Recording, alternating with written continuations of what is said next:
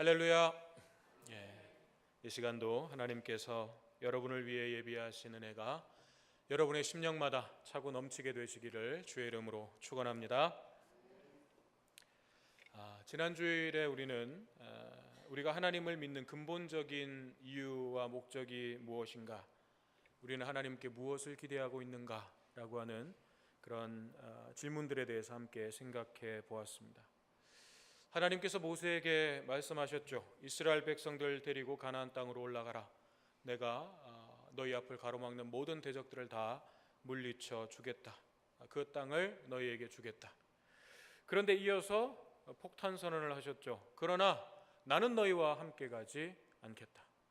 너희가 가나안 땅에 올라가는 거 내가 다 허락할 것이고 적들도 물리쳐 줄 것이고 그 땅을 너희에게 분명히 줄 거다. 적과 꿀이 흐르는 그 땅을 너에게 분명히 줄 거다. 그러나 나는 너희와 함께 가지 않겠다. 하나님의 폭탄 선언이 있었습니다. 그러자 모세가 뭐라고 했습니까? 하나님께서 우리와 함께 가시지 않으면 우리도 가지 않겠습니다. 가나안 땅이 아무리 적과 꿀이 흐르는 땅이라도, 그곳이 아무리 약속의 땅이라도 하나님이 그곳에 함께 계시지 않으면 아무 의미 없습니다. 그렇게 하나님 앞에 고백했죠. 하나님이 함께 계신 그곳이 우리가 가야 할 땅이고 그곳이 하나님 나라입니다. 그렇게 고백했습니다. 즉 모세의 신앙에 있어서 궁극적인 목적은 하나님과의 교제와 동행함이었지, 하나님으로부터 내가 얻게 될 혜택, 이것이 모세의 신앙의 궁극적인 목적이 아니었어요. 모세는 그걸 바라보고 하나님을 섬기고 따라갔던 것이 아닙니다. 하나님과의 교제와 동행함, 그것을 바라보며 나아가는 신앙, 그것을 하나님의 얼굴을 구하는 신앙이라고 했습니다. 반면에 이스라엘 백성들의 모습은 어땠습니까? 그들이 하나님을 믿고 하나님과 동행하려는 것은 하나의 수단이었어요. 하나님을 믿고 하나님과 동행하면 뭔가 나에게 좋은 것이 주어질 것이다. 유익함이 있다. 하나님이 복을 주시고 또 종국에는 천국에 가게 하실 것이다. 그래서 천국 자체가, 내가 천국 가는 것 자체가 하나님을 믿는 궁극적인 이유가 되어버린, 이런 것들이 신앙의 목적이었던 거죠. 이런 신앙을 하나님의 손을 구하는 신앙이라고 했습니다. 성경을 통해서 만나게 되는 모든 믿음의 사람들, 믿음의 거장들의 그 삶의 모습을 보면 그들은 정말 한결같이 하나님의 얼굴을 구하는 신앙이었습니다. 그들은 하나님의 손과 그 손에서 나오는 능력을 바라본 것이 아니라 하나님이 나와 함께 하심 그 자체가 기쁨이었고 영광이었음을 보게 되는 것입니다. 그래서 그들은 기꺼이 주를 위해서 고난을 받았고 또 그 고난을 고난이라고 여기지 않을 수 있었던 것이죠. 물론 그렇다고 우리의 필요를 구하고 또 하나님의 그런 손의 도우심과 하나님의 그 능력을 바라보는 신앙 자체가 잘못된 것이라는 얘기가 절대 아니에요. 그건 너무나도 중요한 것이고 하나님께서도 우리에게 구하라, 너희 필요한 것들을 구하라 말씀하셨습니다. 또 믿음의 삶이라고 하는 것이 항상 고난이 있어야 되고 괴로워야 되고 또 아프기만 해야 그게 믿음의 삶인가, 평안하면 믿음의 삶이 아닌가? 그것도 아니에요. 하나님이 우리에게 주시고 싶은 것이 고난이고 아픔이고 힘든 삶이고 그런 것을 하나님께서 우리에게 주시고자 하는 것도 아니라는 거예요. 중요한 것은 그런 하나님의 도우심과 능력이 보이지 않더라도, 내가 정말 그렇게 간구하고 구하지만 하나님께서 주시지 않더라도, 그 손을 보여주시지 않더라도, 고난이 있고 어려움이 있더라도 하나님을 믿고 신뢰하면서 나아갈 수 있는 그 믿음의 깊이와 그 성숙함에까지 우리가 이르러야 된다는 거예요. 그런데 그 깊이까지, 그 성숙함에까지 가는 것이 한 번의 결단이나 한 번의 순종으로 된다면 누가 못 가겠습니까? 다 갈 수 있죠. 사실 우리 자신의 어떤 노력만으로는 우리가 100번을 순종하고 1000번을 결단해도 불가능합니다. 우리 힘과 노력으로 불가능해요. 그러면 어쩌라는 거냐? 오늘 본문은 그에 대한 하나님의 답이라고 할 수 있습니다. 우리가 그 깊이까지 나아가야 되는데 한 번의 결단, 몇 번의 순종으로 안 되는 거. 우리는 100번, 1000번을 노력해도 우리 힘으로는 안 된다는 거예요. 그러면 어떻게 해야 되는가? 모세는 시내산에서 내려와서 십계명 돌판을 깨버렸습니다. 이것은 하나님과 이스라엘 사이에 언약이 파기되고 깨져버린 것을 보여주시는 것이라고 했죠. 그리고 언약 파기의 원인은 이스라엘 백성들에게 있었습니다. 그들은 하나님과 언약을 맺을 때 말씀만 해주십시오, 우리가 무슨 말씀이든지 다 지키겠습니다, 하나님 앞에서 자신 있게 대답했습니다. 게다가 피의 언약을 통해서, 짐승을 잡아서 피를 뿌리는 그 피의 언약을 통해서 우리가 이 언약을 파괴하면, 이 언약을 깨뜨리면 저 죽임당한 짐승과 같이 되어도 좋습니다 라고 하나님 앞에 약속했던 거예요. 하지만 그들은 그 약속을 스스로 파괴했습니다. 그러면 이제 이스라엘은 하나님의 심판을 받음으로써 그 약속 파괴에 대한 책임을 져야 되는 거죠. 그러나 하나님의 대답은 뭐냐? 그렇게 하지 않으시겠다는 거예요. 이스라엘이 그 언약 파괴에 대한 책임을 지고 하나님의 진노의 심판을 받아서 진멸당해야 되는 건데 하나님 그렇게 하지 않으시겠다는 거죠. 내가 너희에게 율법을 줄 때 너희들은 나와 맺은 언약을 다 지킬 수 있다고 했지만 너희가 지킬 수 있었냐는 거죠. 너희 자신들의 힘과 노력으로 내 법을 지킬 수 없다는 것을 너희 스스로가 증명하지 않았냐는 거죠. 그러므로 너희들은 자격이 없다, 너희들은 그렇게 언약을 깨뜨리는 자들이다, 너희들은 나하고 한순간이라도 대면하면 진멸당할 수밖에 없는 죄인들이다, 너희 자신의 이 본질을 깨달으라는 거죠. 이걸 먼저 깨달으라는 거죠. 그런데 바로 그렇기 때문에 하나님께서는 오늘 본문 1절에서 모세에게 이렇게 말씀하고 있는 거예요. 모세야, 너는 돌판 둘을 처음 것과 같이 다듬어 만들어 가지고 와라. 내가 첫 번째 돌판에 썼던 대로 거기에 다시 써주겠다. 모세가 깨뜨려버린 그 돌판 똑같이 만들어서 가지고 오라는 거예요. 거기다 하나님이 다시 써주겠다. 무슨 말이에요? 이스라엘과의 깨어진 관계를 하나님이 다시 회복시키시겠다는 거예요. 왜요? 이스라엘이 하나님의 법을 온전히 지킬 수 있는가? 지킬 수 없어요. 그러면 하나님께서 이스라엘을 버리시는가? 하나님의 대답은 나는 버릴 수 없다예요. 나는 결코 너희를 버릴 수 없다는 거예요. 그래서 하나님께서는 이스라엘과의 관계를 다시 회복시키시기 위해서 먼저 손을 내미셨어요. 하나님이. 그것이 두 번째 십계명 돌판이에요. 상처를 받은 쪽은 하나님이셨지만 그럼에도 불구하고 깨져버린 관계를 회복시키기 위해서 먼저 찾아오시고 먼저 손을 내미시는 하나님의 은혜요, 하나님의 사랑인 것입니다. 모세야, 돌판 만들어서 가지고 와라. 내가 다시 써주마. 너희가 먼저 깨뜨려버린 그 언약을 내가 다시 회복시키겠다. 내가 너희를 반드시 나의 제사장 나라로 만들겠다. 그러니 이제는 너희 자신의 힘과 노력으로 의로워지려고 하지 말고 또 그런 노력들을 자기 자랑으로 자기 의로 삼지 말고 오직 나의 은혜만, 하나님의 은혜만 의지하며 내 앞에 나오라. 그러면 된다는 거예요. 이게 십계명 돌판을 다시 새겨주시는 하나님의 마음. 이제는 제발 이걸 너희 힘으로 지키려고 지킬 수 있다고 착각 좀 하지 마라. 그리고 그런 너희 스스로의 노력들을 가지고 자기 사랑 삼고 자기 치장 삼고 자기 의로 삼아가지고 으스대지 말라는 거예요. 하나님 앞에 겸손히 엎드려서 우리는 진멸을 당할 수밖에 없는 죄인이라는 것을 인정하고 하나님의 은혜만 의지해서 나와라. 그러면 된다는 거예요. 그래서 하나님께서는 모세를 다시 시내산으로 올라오게 하시고 5절 끝에 보니까 여호와의 이름을 선포하셨다라고 했어요. 이건 말하자면 하나님이 어떤 분이신지를 알려주셨다는 거예요. 하나님이 자기 이름을 알려주신 거예요. 내가 어떤 하나님이다. 나는 어떤 하나님이다. 알려주신 건데 하나님은 여호와시다라는 거예요. 하나님 여호와시다. 이 여호와라고 하는 하나님의 이름은 본래 스스로 있는 자, 나는 나다, 그런 뜻이에요. 스스로 있는 자, 나는 나다.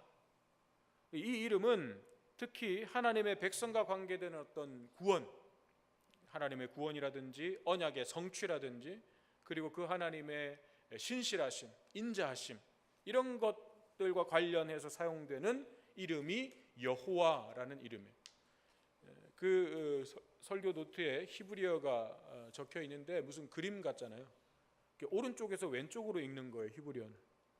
근데 거기에 모음이 없어요. 이게 모음이라고 하는 것도 우리 같은 이런 모음이 아니고 그 큰 그림 같이 보이는 게 자음이거든요. 거기에다가 뭐 점을 찍든지 조그맣게 이렇게 선으로 긋든지 해가지고 모음을 표시를 해요. 그런데 하나님의 이름에는 모음을 표시하지 않아요. 거룩한 이름이기 때문에 함부로 부를 수 없다 해서 하나님의 이름에는 모음을 달지 않습니다. 그래서 전에도 제가 말씀드렸지만 여호와라고 하는 이 이름도 정확하게 여호와인지는 잘 몰라요. 우리가 발음을 그렇게 하는 건데 여호와 이게 정확한 이름인지는 우리가 몰라요. 왜냐하면 자음만 있었기 때문에 이 자음에다가 하나님의 거룩한 이름을 부를 수 없기 때문에 다른 이름으로 대체해서 불렀던 것이 아도나이, 주님이라고 하는 그런 뜻이거든요. 그래서 이 아도나이라고 하는 그런 말의 모음을 이 자음에다가 붙여가지고 부른 게 야훼, 여호와 이런 이름인 거예요. 이것도 정확하게 하나님의 이름이다. 그건 모르지만 이게 어쨌든 전통적으로 우리가 하나님의 이름으로 부르는 여호와라고 하는 이름이에요. 그런데 이 이름은 언약의 하나님과 관련되어서 그 백성을 구원하시고 언약을 지키시고 그 언약을 성실하게 신실하게 지키시는 그 하나님을 나타낼 때 이 여호와라고 하는 이름이 사용됩니다. 즉 하나님께서 모세에게 하나님의 이름을 여호와라고 알려주신 것은 나는 언약의 하나님이고 그 언약을 신실하게 지키는 하나님이다 라는 것을 알려주시는 거예요. 다시 한번 각인시켜주는 거예요. 내가 왜 이스라엘 백성들에게 십계명을 다시 주고 이 돌판을 다시 새겨주고 언약을 다시 세우고 이 관계를 회복하려고 하는지 아느냐? 나는 여호와이기 때문이다. 그걸 말씀해주고 있는 거예요. 그러면서 6절에서 다시 한번 말씀하시죠. 여호와께서 그의 앞으로 모세 앞으로 지나가시며 선포하시되 여호와라 여호와라 자비롭고 은혜롭고 노하기를 더디하고 인자와 진실이 많은 하나님이라. 하나님은 이런 분이라는 거예요. 어떻게 해서든지 이스라엘로 하여금 하나님이 어떤 분이신지를 바르게 알게 하여 그 하나님의 사랑과 은혜와 자비와 긍휼에 힘입어 하나님만 의지하는 진정한 하나님의 자녀들이 되기를 원하시는 그 하나님의 간절한 마음이 담긴 이름이 여호와라는 이름이에요.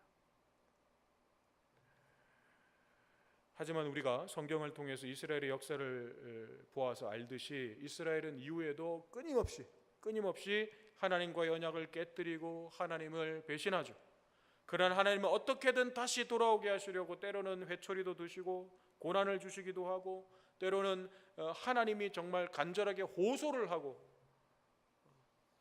하나님이 이스라엘 백성들에게 제발 좀 돌아와라 제발 좀 돌아와라 막 호소를 하고 부탁을 하고 그러시면서 이스라엘을 절대 포기하지 않으시고 끝까지 지켜내셨습니다. 이것이 이스라엘을 향한 하나님의 사랑이고 오늘 저와 여러분을 향한 하나님의 사랑인 것입니다. 물론 어떻게 보면 하나님의 그런 간섭받지 않는 하나님께서 그냥 내버려 두시고 간섭하지 않으시는 그런 이방 민족들이 더 잘되고 더 평안하게 사는 것 같아요.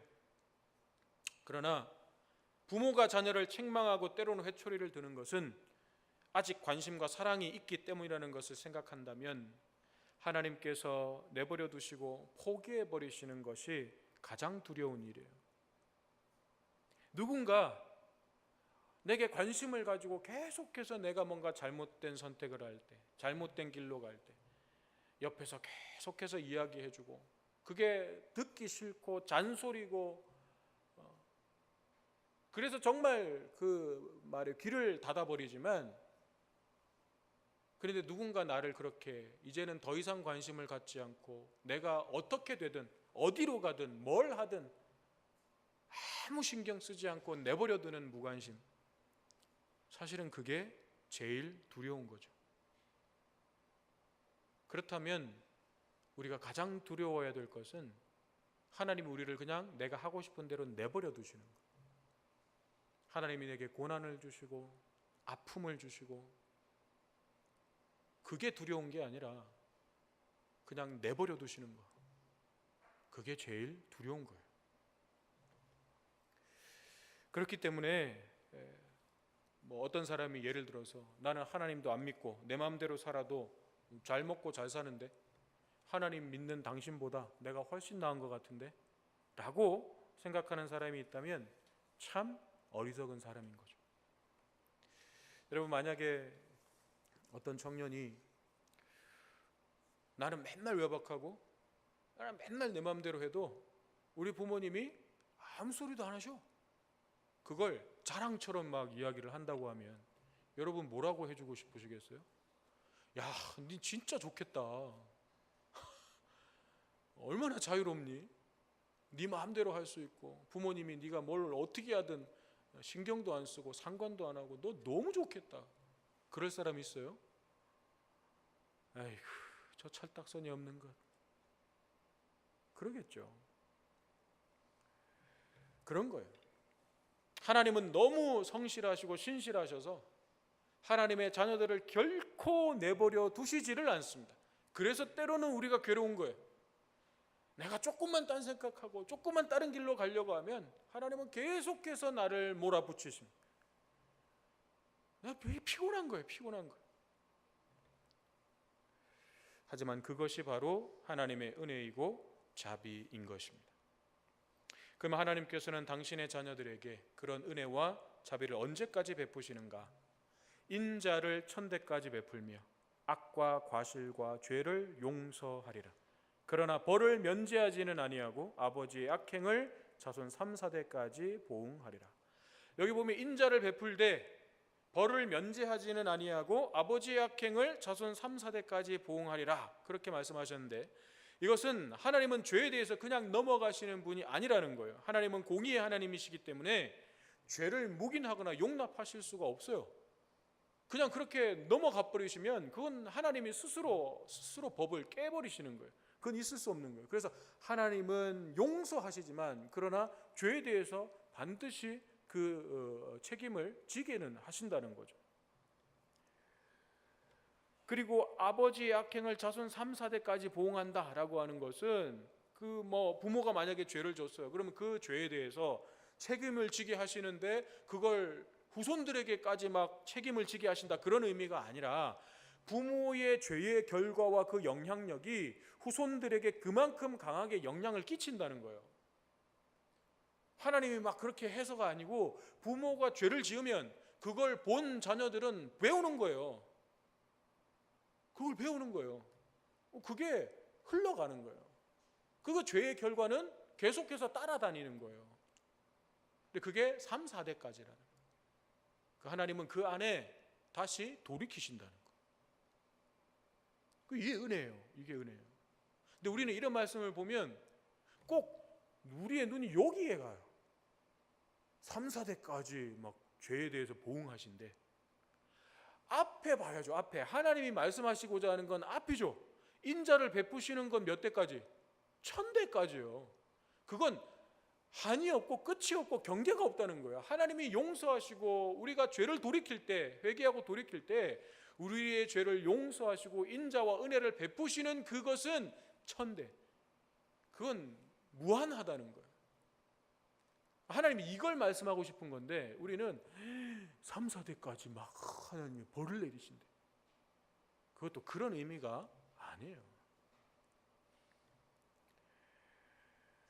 죄를 지음에도 불구하고 우리가 돌이키면 용서하시고 은혜를 베푸시는 하나님의 사랑은 1000대라는 거예요. 1000대. 끝이 없다는 거예요. 한이 없다는 거예요.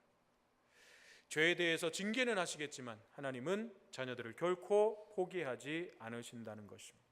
그들을 마침내는 제사장 나라로 영광스러운 하나님의 자녀들로 만드시고야 말겠다는 하나님의 의지를 보여주시는 것입니다. 이게 핵심이에요. 내가 1000대까지 은혜를 베풀며 경계를 두지 않고 끝을 두지 않고 은혜를 베풀며 저들을 반드시 제사장 나라로 세우겠다. 내가 저들을 반드시 거룩한 나의 자녀로 세우겠다. 이 하나님의 의지를 보여주시는 것이 이 말씀인 거예요. 이런 하나님의 마음과 뜻을 담아서 오늘 십계명 돌판을 다시 주시는 거예요. 그렇게 하나님께서 말씀을 하시니까 모세가 어떻게 반응합니까? 8절 9절을 보니까 모세가 급히 땅에 엎드려 경배합니다. 그리고 이렇게 말합니다. 주여, 내가 주께 은총을 입었거든 원하건대 주는 우리와 동행하옵소서. 이는 목이 뻣뻣한 백성이니이다. 우리의 악과 죄를 사하시고 우리를 주의 기업으로 삼으소서. 무슨 말이에요? 하나님 맞습니다. 우리는 소망이 없는 사람들입니다. 목이 뻣뻣한 백성입니다. 그러나 우리가 하나님께 은총을 입었다면, 하나님께서 우리를 은혜를 베푸신다면 우리의 죄를 용서해 주시고 동행해 주십시오. 우리와 함께 동행해 주십시오. 우리를 다시금 하나님의 백성답게 세워 주십시오. 이 말이죠. 맞습니다. 하나님의 은혜가 아니면 우리가 단 한 발자국도 내디딜 수 없고 우리는 단 한순간도 제대로 서 있을 수 없습니다. 이 고백인 거죠. 모세도 아마 이때 비로소 여호와라고 하는 하나님의 이름의 의미가 무엇인지를 모세도 이제 그때 더 깊이 깨닫게 됐을 거예요. 사실 여호와라는 하나님의 이름은 하나님께서 모세를 부르실 때 가르쳐 주셨던 이름이에요. 모세가 막 하나님 가라 그럴 때 못 간다 그러면서 하나님께 그런 질문을 드렸죠. 하나님, 내가 이스라엘 백성들에게 가서 너희 조상의 신이 나를 너에게 보냈다라고 얘기하면 그들이 그 신의 이름이 뭐냐라고 물어볼 텐데 제가 뭐라고 대답을 해야 됩니까? 그때 가르쳐 주신 이름이 여호와다. 나는 스스로 있는 자다 라고 가르쳐 주셨어요. 그런데 그때 모세는 하나님이 여호와라고 하는 이름을 가르쳐 주셨을 때 알겠습니다. 이 정도였을 거예요. 그게 어떤 의미인지, 그 하나님이 도대체 어떤 분인지 그때 모세는 깊이 알 수 없었어요. 그러나 오늘 본문에서 모세는 그동안 하나님께서 이스라엘을 어떻게 인도하셨고 또 금송아지를 만든 이스라엘을 어떻게 대하셨는지를 보면서 여호와라는 하나님의 이 이름에 담긴 의미가 무엇인지를 정말 뼛속 깊이 새기고 또 새길 수 있었을 것입니다. 그래서 모세는 하나님께서 말씀하시자마자 여호와라고 하는 그 이름을 하나님께서 가르쳐 주시자마자 하나님 앞에 납작 엎드려서 하나님을 경배했던 것입니다. 오늘 이 본문의 내용은 이제 앞으로 흘러가게 될 성경의 아주 중심 줄기가 될 거예요. 무슨 말이냐면 결코 하나님의 법을 온전히 지킬 수 없는 이스라엘, 그런데 그런 이스라엘을 또 절대로 포기하거나 버릴 수 없는 하나님, 이 구도가 앞으로 이제 성경의 중심 줄기가 되는 거예요. 이스라엘은 계속 하나님의 법을 지킬 수가 없어. 잠깐 지키는가 싶다가 또 제자리. 그런데 그런 이스라엘을 버리실 만도 한데, 포기하실 만도 한데 하나님은 또 끝까지 포기하지를 못해요. 끝까지 버리시지를 못해요. 이 구도가 이제 성경의 중심 줄기로 흘러가게 되는 거예요. 그걸 오늘 본문은 정확하게 보여주고 있는 거예요.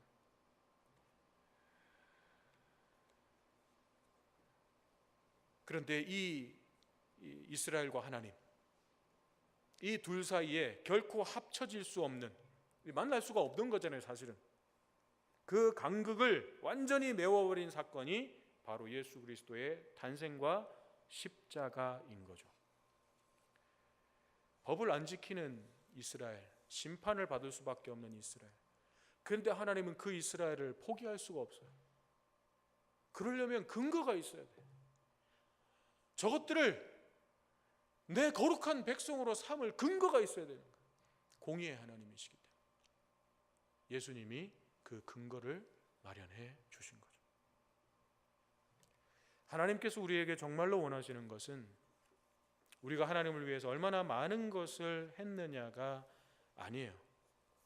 하나님은 그저 하나님의 형상을 가진 우리의 존재 자체를 기뻐하십니다. 하나님은 우리가 하나님을 위해서 정말 대단한 헌신을 하고 엄청난 많은 것들을 감당하면 그것 때문에 우리를 기뻐하시는 것이 아니라 그냥 하나님의 형상을 가진 우리의 존재 자체를 기뻐하시는 거예요. 그냥 나를 기뻐하시는 거예요. 나의 어떠함 때문에 하나님이 나를 싫어하시거나 기뻐하시거나 그렇게 하시는 게 아니라 그냥 나이기 때문에 하나님 기뻐하시는 거예요. 그래서 하나님은 저와 여러분들이 하나님의 그 인자하심과 사랑과 은혜가 어떠함을 좀 더 깊이 깨달아서 하나님만 의지하고 하나님만 바라보기를 원하시는 거예요. 나는 여호와라 말씀해 주신 그 하나님이 오늘 저와 여러분의 하나님이십니다.